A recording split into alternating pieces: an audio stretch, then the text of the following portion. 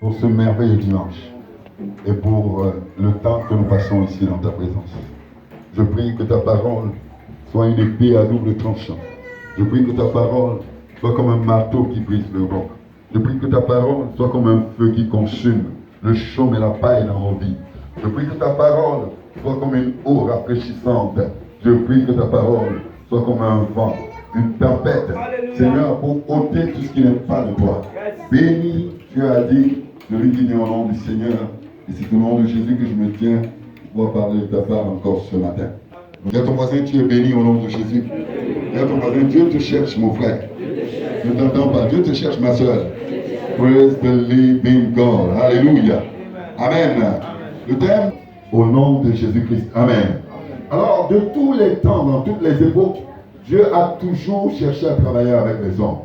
Dieu utilise toujours des hommes. Même pour prêcher l'évangile, bien aimé, c'est des hommes que Dieu utilise. Dieu aurait pu envoyer les anges pour qu'ils proclament un évangile céleste sur la terre, mais la Bible dit qu'il s'est choisi des hommes faibles, des hommes du peuple parfois sans instruction qu'il va utiliser pour pouvoir accomplir ses missions sur la face de la terre. Rappelons-nous ce matin que Dieu nous a appelés à être ses ambassadeurs. Dis à ton voisin, tu es un ambassadeur de Dieu dans ta génération. Je ne t'entends pas. Parle avec conviction à ton voisin. Dis, tu es un ambassadeur de Dieu dans ta génération. Dis à ton voisin, c'est Dieu compte sur toi. Je ne t'entends pas. Regarde comment je le dis mollement. Dieu compte sur toi. Amen. Praise the living God. Amen. J'ouvre ma Bible dans le livre de Daniel, chapitre 1. Je vais lire à partir du verset 8 jusqu'au verset 21. Daniel résolut de ne pas se souiller des mets du roi et par le vin dont le roi buvait, et il pria le chef des eunuques de ne pas l'obliger à se souiller. Dieu fit trouver à Daniel faveur et grâce devant le chef des eunuques. Le chef des eunuques dit à Daniel, je crains mon Seigneur le roi qui a fixé ce que vous devez manger et boire. Car pourquoi verrait-il votre visage plus abattu que celui des jeunes gens de votre âge? Vous exposeriez ma tête auprès du roi. Alors Daniel dit à l'intendant, à qui le chef des eunuques avait remis la surveillance de Daniel, de Anania, de Michaël et d'Azaria, éprouve tes serviteurs pendant 10 jours, quelqu'un dit 10 jours, et qu'on nous donne des légumes à manger et de l'eau à boire. Dis à ton voisin, mange des légumes et bois beaucoup d'eau. Ne t'entends pas? Ah, dis à ton voisin, mange des légumes et bois beaucoup d'eau. C'est bon pour la santé. Amen. Tu regarderas ensuite notre visage et celui des jeunes gens qui mangent les mets du roi, et tu agiras avec tes serviteurs d'après ce que tu auras vu. Il leur accorda ce qu'ils demandaient et les éprouva pendant 10 jours. Dis à ton voisin, 10 jours. Amen. Au bout de 10 jours, ils avaient meilleur visage et plus d'embonpoint que tous les jeunes gens qui mangeaient les mets du roi. Dis à ton voisin, au bout de 10 jours, ils avaient meilleur visage et plus d'embonpoint que les jeunes gens qui mangeaient les mets du roi. L'intendant emportait les mets et le vin qui leur étaient destinés et il leur donnait des légumes. Dieu, dis à ton voisin, Dieu accorda à ces 4 jeunes gens de la science, dis à moi de la science, de l'intelligence, dans toutes les lettres, dans toutes les lettres, et de la sagesse. Et Daniel expliquait toutes les visions, dis avec moi toutes les visions, et tous les songes au terme fixé par le roi, pour qu'on les lui amenât. Le chef des eunuques les présenta à Nebuchadnezzar. Là, c'était déjà le concours. Amen. C'était déjà l'examen final. Ils devaient passer leur diplôme. Et le roi devait les évaluer. Il s'entretint avec eux. Et parmi tous ces jeunes gens, il ne s'en trouva aucun. Que quelqu'un dise aucun. Donc Daniel, Anania, Michaël et Azaria. Ils furent donc admis au service du roi sur tous les objets qui réclamaient de la sagesse. Dis avec moi. Qui réclamaient de la sagesse et de l'intelligence et sur lesquels le roi les interrogeait. Il les trouvait 10 fois supérieurs à tous les magiciens. Dis avec moi, à tous les magiciens et astrologues qui étaient dans tout son royaume. Ainsi fut Daniel jusqu'à la première année du roi Cyrus. Praise the living God. Bien aimé, ce texte est tellement profond et très évocateur de ce qu'aujourd'hui nous devons attendre de nos enfants. Praise the living God. Nous avons, bien aimé, 4 frères, on peut dire en Christ. Amen. 4 frères qui craignent Dieu. Ils ont un leader. Et le leader s'appelle Daniel. Il n'est pas différent d'eux. Il a pratiquement le même âge qu'eux. Peut-être même, il est leur petit frère. Mais les 4 avaient identifié qu'il était le meilleur d'entre eux sur le plan de la direction. C'était lui leur porte-parole. C'était lui qui défendait leur groupe d'études, leur groupe de prière. Et on va lui donner la responsabilité de conduire le peuple. Quand Daniel parlait, les autres se taisaient. Et Daniel donc va résoudre dans son cœur, va prendre cette décision de ne point se souiller des mains du roi. Bien, nous demandons à nos enfants de suivre l'exemple de Daniel, d'Abed-Nego, de Shadrach et de Meshach. Un exemple qu'il faut imiter partout où tu iras. Daniel, c'est quelqu'un qui savait que la sanctification lui permettrait de voir Dieu. Comme Joseph aussi le savait, jeune de son état, il avait dit à la femme de Potiphar, je ne commettrai pas un aussi grand mal aux yeux de Dieu et aux yeux de mon patron. C'était des personnes consacrées à Dieu. La Bible dit que Dieu, votre Père céleste est saint, soyez vous aussi saints. Bien aimé, aujourd'hui, beaucoup de choses empêchent nos enfants d'accéder à la gloire, à la bénédiction. C'est le péché. Le péché est appelé le court-circuit dans la vie d'un homme. Un homme peut avoir une grande destinée, mais s'il commence à s'amuser avec sa vie, il va la détruire. Nous avons l'histoire du fils prodigue qui va demander à son père la part d'héritage qui lui revenait. Il était jeune. Son père, malgré le refus, à cause de son insistance, va préférer que son enfant aille apprendre la leçon de Dieu dans la rue. Parce qu'il n'avait pas écouté le conseil de son père, de sa mère. Il a pris ses biens. La Bible dit qu'il est allé dans un pays lointain, très lointain, loin de Dieu, loin de la vie de prière, loin du conseil de sa mère, de son père. Et la Bible dit que là-bas, il a gaspillé tout son bien avec les prostituées. Il était dans les boîtes de nuit. Il faisait tout ça. Quand il va réaliser qu'il n'a plus d'argent, bien aimé, il va même désirer aller travailler pour un monsieur. Les porcs de ce monsieur vivaient mieux que lui. La Bible dit qu'il désirait manger les carouges que l'homme utilisait pour nourrir ses porcs. Et voyant, bien aimé, qu'il était dans une misère poussée, la Bible dit qu'il va aussi prendre la résolution de retourner dans la maison de son père. Alléluia. Amen. Il va dire, mon père a dans sa maison des mercenaires qu'il nourrit gracieusement, à qui il paye un bon salaire. Si même je ne mérite plus d'être son fils, néanmoins je retournerai vers la maison de mon père et je le supplierai de me prendre comme l'un de ses ouvriers. Parce que ici, ouvrier, je suis même mal nourri que les porcs. Alléluia. Il n'y a pas meilleur endroit que la maison de ton père. Amen. Il n'y a pas meilleur endroit que l'église. Il n'y a pas meilleur endroit que la maison où tu reçois des conseils. Pourquoi la Bible révèle que la maison de Dieu est la maison des trésors? Simplement parce qu'on va t'enseigner des choses de la vie. On va te préparer à être un grand. Praise the living God. La Bible révèle que la maison de Dieu est aussi appelée quoi? La maison de la prière. Et Dieu écoute les prières. La prière change l'histoire des hommes et des nations.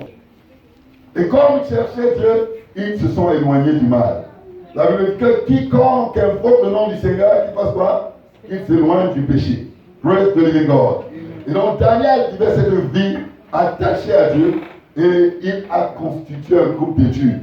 Si nos enfants, bien aimés, si tu es faible dans une matière et que tu ne comprends pas bien la matière et qu'il y a quelqu'un dans l'assemblée qui est plus fort dans cette matière, il serait souhaitable que tu ailles prendre la connaissance auprès de cette personne. Que quelqu'un dise Amen. Amen. Alléluia. Dans l'église, il y a tout. Dans l'église, il y a toutes sortes de capacités. Praise the living God. Il y a diversité de dons, diversité de ministères. Et je voudrais même dire aux parents, bien aimés, qu'eux aussi doivent se donner pour leurs enfants. C'est aux parents d'inculquer les bases de l'école à leurs enfants à la maison. L'enfant qui est encore à l'école primaire a besoin des conseils et même de l'encadrement de sa mère. A besoin que le père, le soir quand il revient, prenne le cahier, regarde dans le cahier, encourage l'enfant, revérifie les choses le soir au coucher pour que le matin il n'y ait pas d'embrouille. Parfois tu vois le matin l'enfant s'embrouiller, oui mon sac il commence à pleurer, simplement parce que la mère où le père n'a pas veillé le soir à bien faire le sac des enfants. Bien aimé, il serait même souhaitable que le goûter soit préparé le soir. Amen. Afin que le matin, quand on se lève, c'est juste pour faire sa toilette, prendre son bain, s'habiller, brosser les dents et aller à l'école. Amen. Avec une tête fraîche et un corps bien préparé pour affronter les études. En tout cas, Daniel était stratégique. Dis à ton voisin, quelle est ta stratégie pour 2020-2021? Amen. Voilà pourquoi nous prenons la peine d'avoir ce que nous appelons le culte de la rentrée, où nous motivons nos enfants, où nous les encourageons, où nous prions pour eux. Praise the living God. Je voudrais dire à ceux qui pensent qu'ils ont échoué, qu'ils n'ont pas échoué.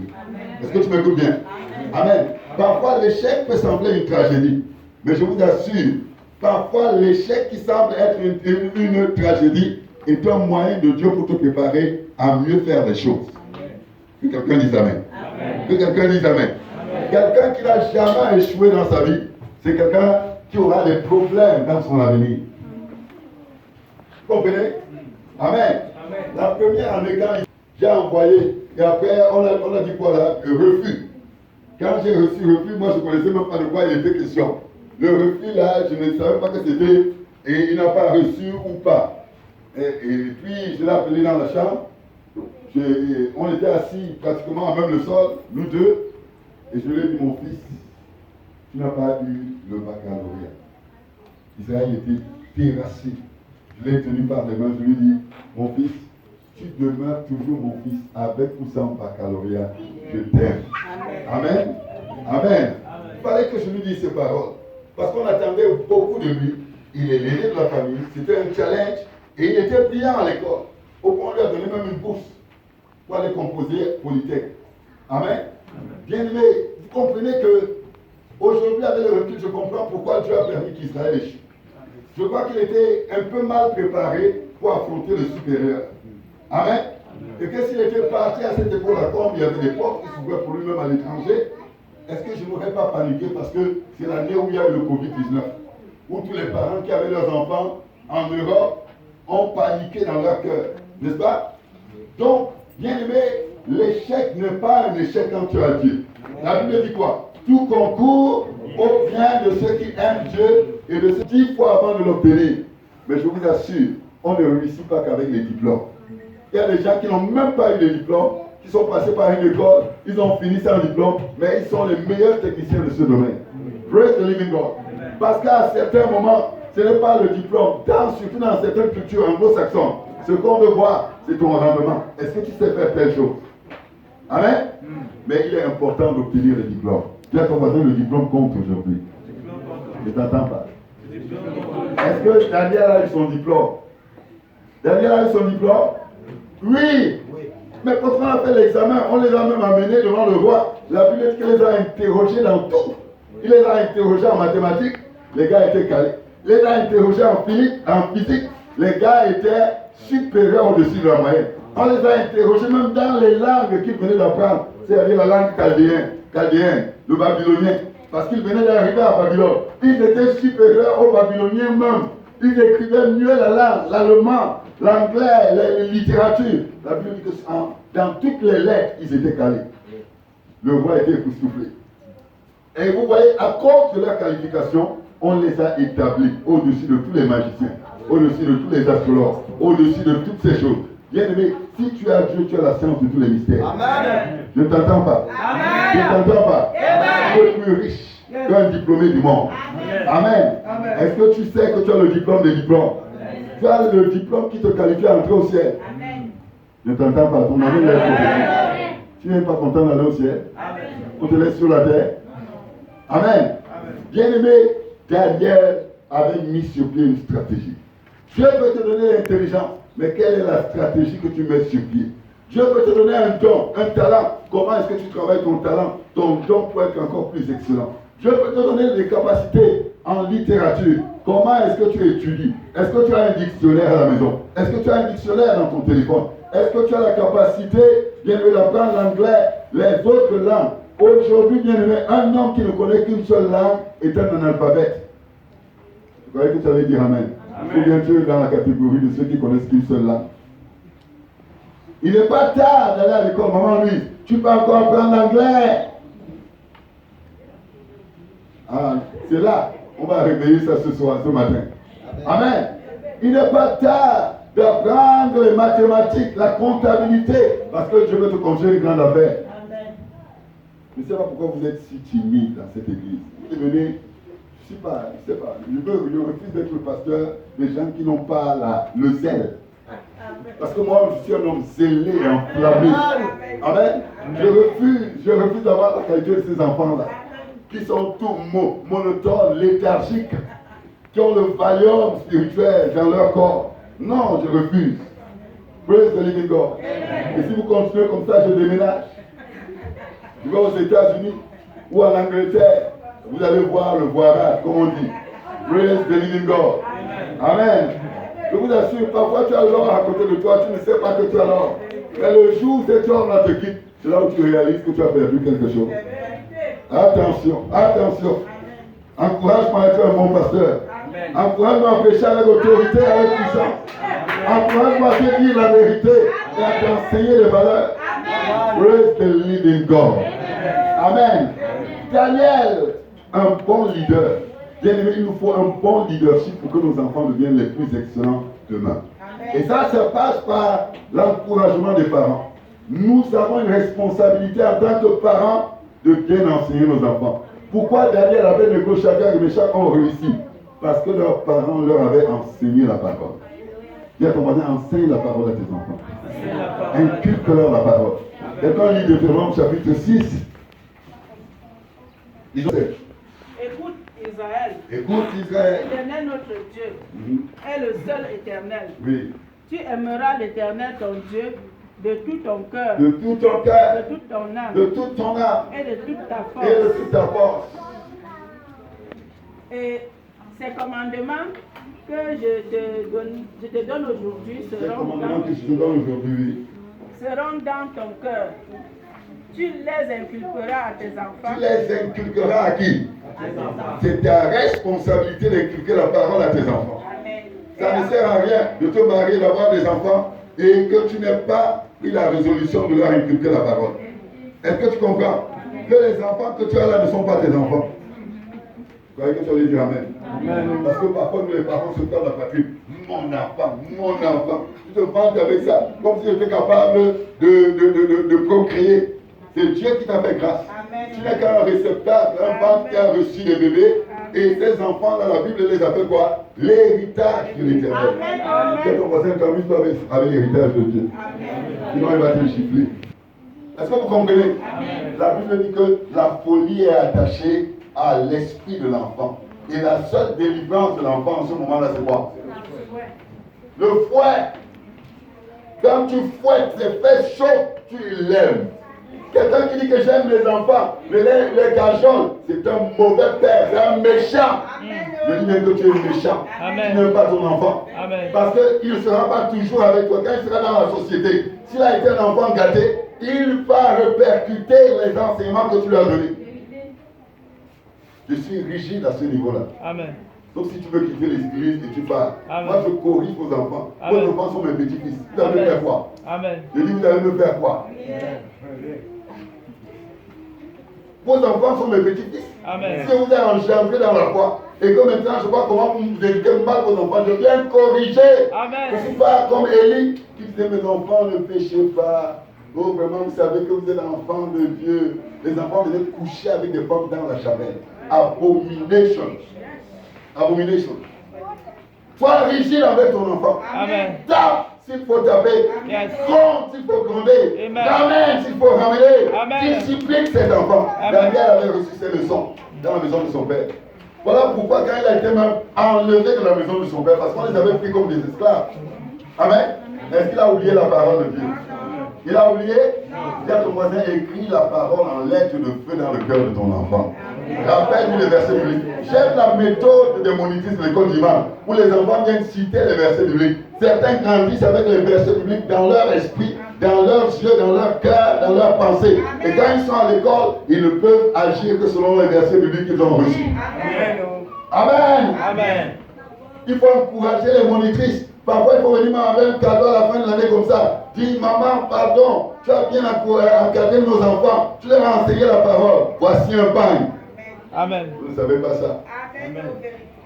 N'est-ce pas, tu prends l'argent aux gens, comment vous les appelez? Les répétiteurs. Tu leur donnes l'argent, non? Oh, répétiteur, merci parce que tu as encadré mon enfant. Est-ce qu'il est plus bon qu'un moniteur de l'école du dimanche? Béni soient tous les moniteurs de l'école du dimanche et les monitrices qui ont encadré nos enfants aujourd'hui dans la barbe. Parce que quand je revois les photos, quand les Israéliens étaient encore petits, quand on a commencé le culte de la rentrée, ils étaient tous des enfants. Aujourd'hui, on voit la barbe, vous cassez même bien les barbes. Oh, Jésus de Nazareth. Jésus est bon. Amen. Amen. Et à chaque rentrée, nous avons prié pour nos enfants. Amen. À chaque rentrée, nous les avons bénis. Alléluia. Amen. Aujourd'hui, il y a 2 bacs chez moi. N'est-ce pas, c'est merveilleux? Amen. Praise the living God. Amen. Bien aimé, le travail que nous avons fait, Dieu va nous récompenser de cela. Praise the living God. Alors, Amen. Pour les chapitres, nous allons voir un livre de Ecclésiaste. Ecclésiaste 12. Ecclésiaste 12, verset 12. Quelqu'un peut lire?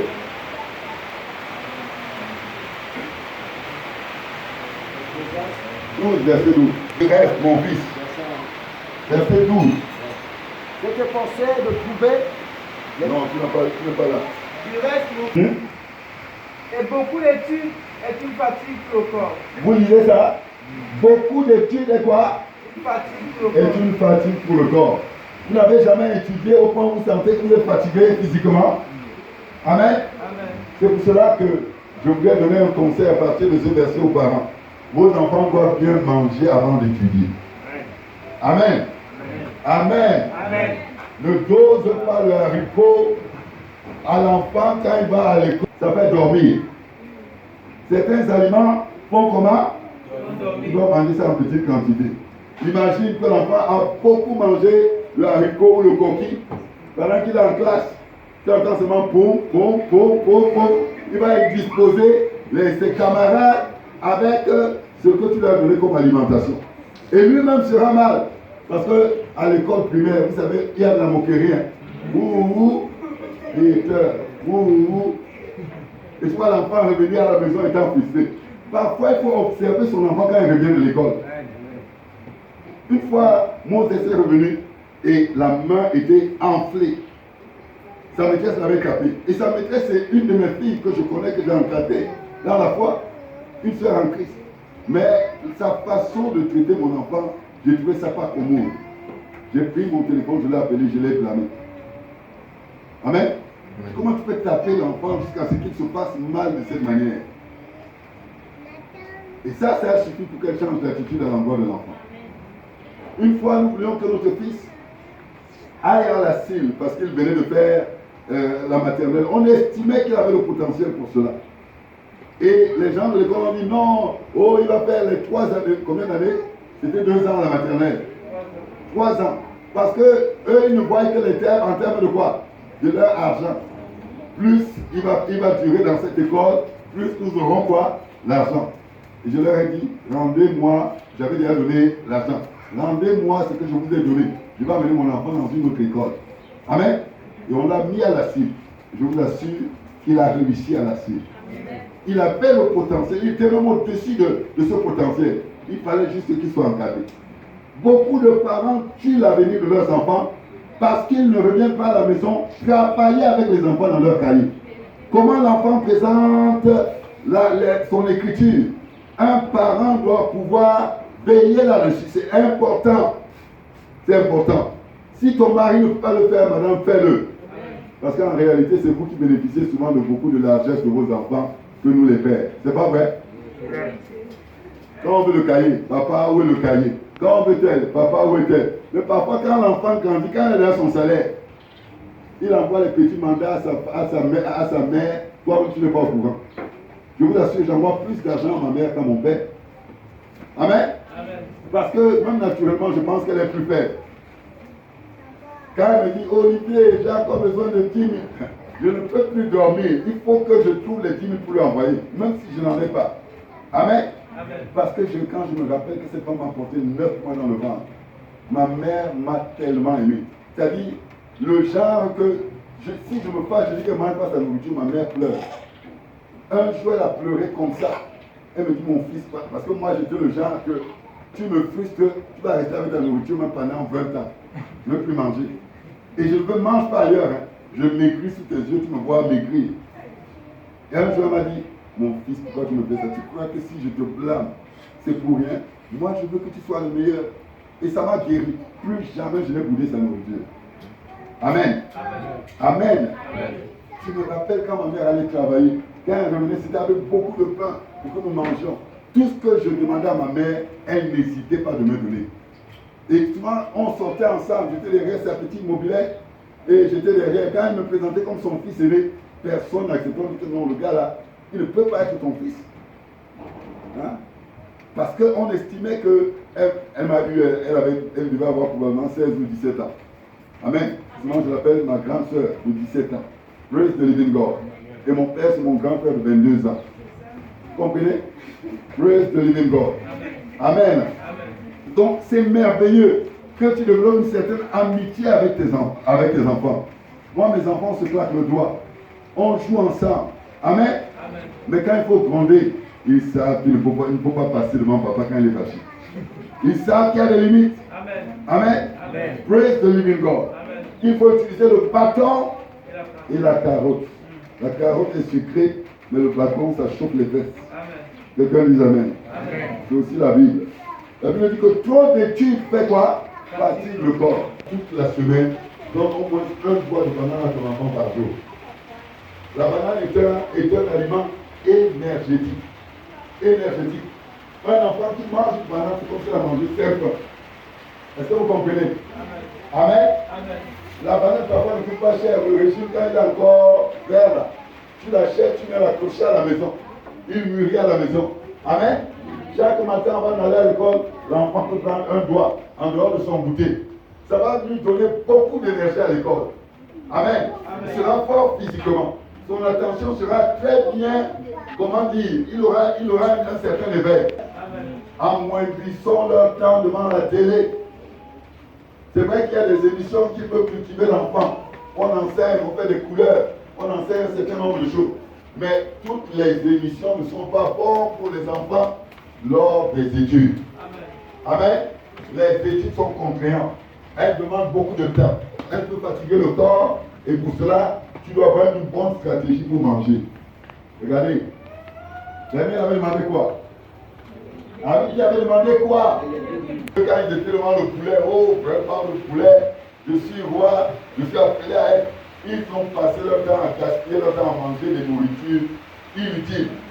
Et ça les a affectés. Bien aimé, je suis ce que je mange. Il y a ton voisin, je suis ce que je mange.